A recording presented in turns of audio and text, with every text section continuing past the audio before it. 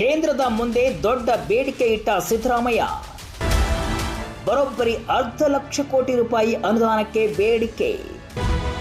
Fund ಸಿಗ್ತಿಲ್ಲ ಎಂಬ ಆಕ್ರೋಶದ ನಡುವೆ ಸಿದ್ದು ಬಿಗ್ ನಡೆ.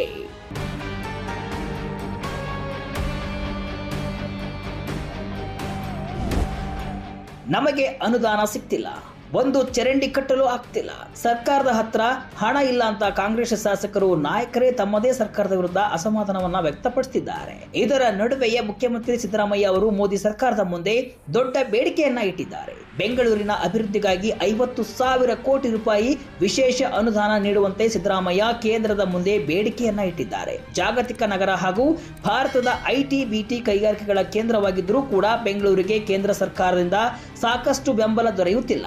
ಆದ್ದರಿಂದ ಕುಸಿಯುತ್ತಿರುವ ಮೂಲಸೌಕರ್ಯ ಅಭಿವೃದ್ಧಿಗೆ ದೊಡ್ಡ ಬೇಡಿಕೆಯನ್ನ ಮೋದಿ ಸರ್ಕಾರದ ಮುಂದೆ ಸಿದ್ದರಾಮಯ್ಯ ಇಟ್ಟಿದ್ದಾರೆ. ಸುರಂಗ ರಸ್ತೆ ಹಾಗೂ ತುಮಕೂರುವರೆಗೆ ಮೆಟ್ರೋ ವಿಸ್ತರಣೆಗೆ ಮುಂದಾಗಿರುವಾಗಲೇ ರಾಜ್ಯ ಸರ್ಕಾರ ಕೇಂದ್ರ ಸರ್ಕಾರದ ಮುಂದೆ ದೊಡ್ಡ ಬೇಡಿಕೆಯನ್ನ ಇಟ್ಟಿದ್ದು, ಇದಕ್ಕೆ ಮೋದಿ ಸರ್ಕಾರ ಯಾವ ರೀತಿ ಸ್ಪಂದಿಸುತ್ತೆ ಎಂಬುದನ್ನ ಕಾದು ನೋಡಬೇಕಿದೆ.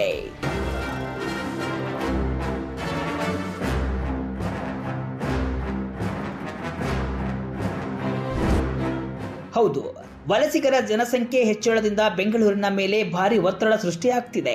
ನಗರದ ಮೂಲಸೌಕರ್ಯ ಕುಸಿಯುತ್ತಿದೆ. ಈ ಹಿನ್ನೆಲೆ ಬೆಂಗಳೂರಿನ ಅಭಿವೃದ್ಧಿಗಾಗಿ ಮುಖ್ಯಮಂತ್ರಿ ಸಿದ್ದರಾಮಯ್ಯ ಅವರು ಕೇಂದ್ರದ ಮುಂದೆ 50,000 ಕೋಟಿ ರೂಪಾಯಿ ವಿಶೇಷ ಅನುದಾನಕ್ಕೆ ಬೇಡಿಕೆ ಇಟ್ಟಿದ್ದಾರೆ. ಹಣಕಾಸು ಇಲಾಖೆಯ ಉನ್ನತ ಅಧಿಕಾರಿಗಳ ಜೊತೆಗೂಡಿ ಸಿದ್ದರಾಮಯ್ಯ ಅವರು ಮಂಗಳವಾರ ದಿಲ್ಲಿಯಲ್ಲಿ ಕೇಂದ್ರ ಹಣಕಾಸು ಸಚಿವೆ ನಿರ್ಮಲಾ ಸೀತಾರಾಮನ್ ಅವರನ್ನ ಭೇಟಿ ಮಾಡಿ ಬೇಡಿಕೆಯನ್ನ ಸಲ್ಲಿಸಿದ್ದಾರೆ. ಗ್ಲೋಬಲ್ ಸಿಟಿ ಮತ್ತು ಭಾರತದ ಐಟಿ ಬಿಟಿ ಕೈಗಾರಿಕೆಗಳ ಹಬ್ ಆಗಿದ್ರೂ ಕೂಡ ಬೆಂಗಳೂರಿಗೆ ಕೇಂದ್ರ ಸರ್ಕಾರದಿಂದ ಬೆಂಬಲ ಸಿಗ್ತಾ ಇಲ್ಲ. ನಗರದ ಅಭಿವೃದ್ಧಿಗೆ ಹೆಚ್ಚಿನ ವಿಶೇಷ ಅನುದಾನವನ್ನ ನೀಡಬೇಕು ಅಂತ ಹೇಳಿದ್ದಾರೆ. ರಾಜ್ಯಸಭೆಯಲ್ಲಿ ಕರ್ನಾಟಕವನ್ನ ಪ್ರತಿನಿಧಿಸುವ ನಿರ್ಮಲಾ ಸೀತಾರಾಮನ್ ಅವರೇ ಹಣಕಾಸು ಸಚಿವರಾಗಿರುವುದರಿಂದ ಸಿದ್ದರಾಮಯ್ಯ ಅವರ ಮನವಿಗೆ ಕೇಂದ್ರ ಹೇಗೆ ಪ್ರತಿಕ್ರಿಯಿಸುತ್ತೆ ಎಂಬುದು ಕೂಡ ಕುತೂಹಲವನ್ನ ಕೆರಳಿಸಿದೆ. ಆದರೆ 50,000 ಕೋಟಿ ರೂಪಾಯಿ ವಿಶೇಷ ಅನುದಾನವನ್ನ ಕೇಂದ್ರ ಕೊಡುತ್ತಾ ಎಂಬುದೇ ಪ್ರಶ್ನೆ. ಬೆಂಗಳೂರಿನಲ್ಲಿ ಇರೋದು 40% ಹೊರಗಿನವರೇ. ನಮಗೆ ಅವರ ತೆರಿಗೆ ಬರ್ತಿಲ್ಲ ಅಂತ ರಾಯರೆಡ್ಡಿ ವಾದ.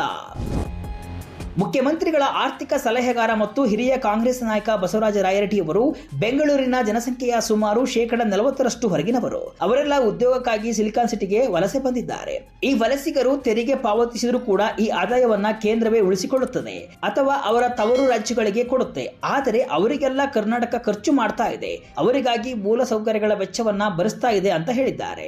ಬೆಂಗಳೂರನ್ನ ಜಾಗತಿಕವಾಗಿ ಮತ್ತಷ್ಟು ಕಾಂಪಿಟೇಟಿವ್ ಮಾಡಲು ಸಮಗ್ರ ಮೂಲ ಸೌಕರ್ಯಕ್ಕೆ ಒತ್ತು ನೀಡುವುದು ನಿರ್ಣಾಯಕವಾಗಿದೆ. ಟ್ರಾಫಿಕ್ ಜಾಮ್, ವಸತಿ, ನೀರು ಸರಬರಾಜು ಮತ್ತು ಸಾರ್ವಜನಿಕ ಸಾರಿಗೆಯಂತಹ ಸವಾಲುಗಳನ್ನು ಪರಿಹರಿಸಬೇಕಿದೆ.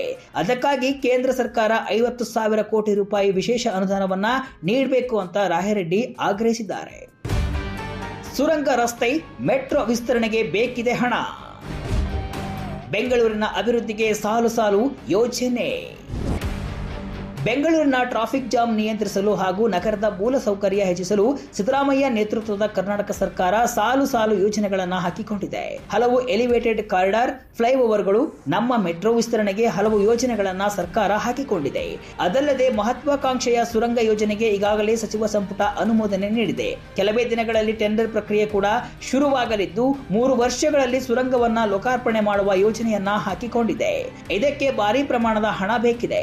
ಅದಲ್ಲದೆ ಗ್ರೇಟರ್ ಬೆಂಗಳೂರು ಪ್ರಾಧಿಕಾರವನ್ನು ಕೂಡ ರಚಿಸಿರುವುದರಿಂದ ಭಾರಿ ಮೊತ್ತದ ಅನುದಾನ ಬೇಕಿದೆ.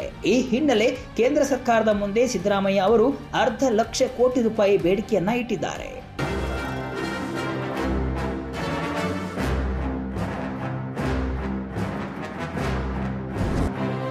ಇದರ ನಡುವೆ ಮುಖ್ಯಮಂತ್ರಿ ಸಿದ್ದರಾಮಯ್ಯ ಅವರು ನಿರ್ಮಲಾ ಸೀತಾರಾಮನ್ ಅವರ ಜೊತೆಗಿನ ಸಭೆಯಲ್ಲಿ ರಾಜ್ಯದ ಆರ್ಥಿಕತೆಗೆ ಸಂಬಂಧಿಸಿದ ವಿವಿಧ ವಿಚಾರಗಳನ್ನು ಪ್ರಸ್ತಾಪಿಸಿದ್ದಾರೆ. ಅದಲ್ಲದೆ 14ನೇ ಹಣಕಾಸು ಆಯೋಗವು ಶಿಫಾರಸು ಮಾಡಿದಂತೆ ಕೇಂದ್ರ ತೆರಿಗೆಗಳಲ್ಲಿ ಕರ್ನಾಟಕದ ಪಾಲನ್ನ 4.1ಕ್ಕೆ ಮರುಸ್ಥಾಪಿಸುವಂತೆ ಸಿದ್ದರಾಮಯ್ಯ ಒತ್ತಾಯಿಸಿದ್ದಾರೆ ಎನ್ನಲಾಗಿದೆ.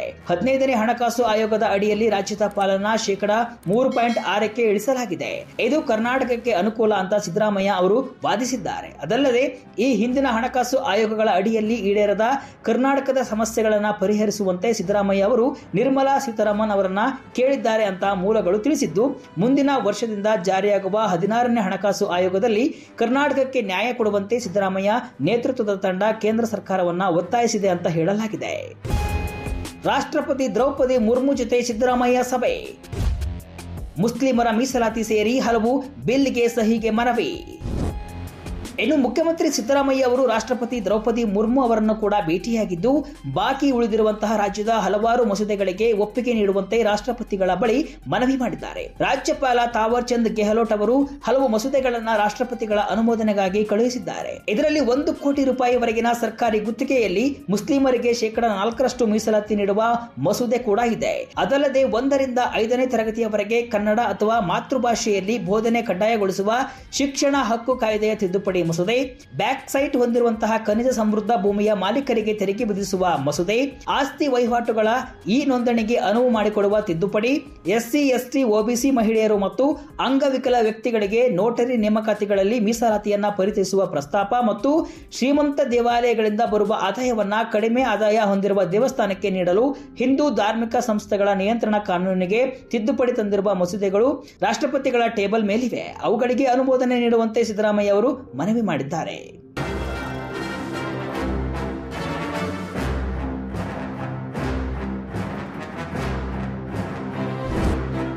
ಒಟ್ಟಿನಲ್ಲಿ ಭಾರಿ ಪ್ರಮಾಣದಲ್ಲಿ ಬೆಳೆಯುತ್ತಿರುವ ಬೆಂಗಳೂರಿನ ಅಭಿವೃದ್ಧಿಗಾಗಿ ಮೋದಿ ಸರ್ಕಾರದ ಮುಂದೆ ಸಿದ್ದರಾಮಯ್ಯ ಸರ್ಕಾರ ದೊಡ್ಡ ಬೇಡಿಕೆಯನ್ನ ಇಟ್ಟಿದೆ. ಬರೋಬ್ಬರಿ 1/2 ಲಕ್ಷ ಕೋಟಿ ರೂಪಾಯಿಯ ಬೇಡಿಕೆಗೆ ನಮ್ಮದೇ ರಾಜ್ಯದಿಂದ ಆಯ್ಕೆಯಾಗಿರುವ ವಿತ್ತ ಸಚಿವ ನಿರ್ಮಲಾ ಸೀತಾರಾಮನ್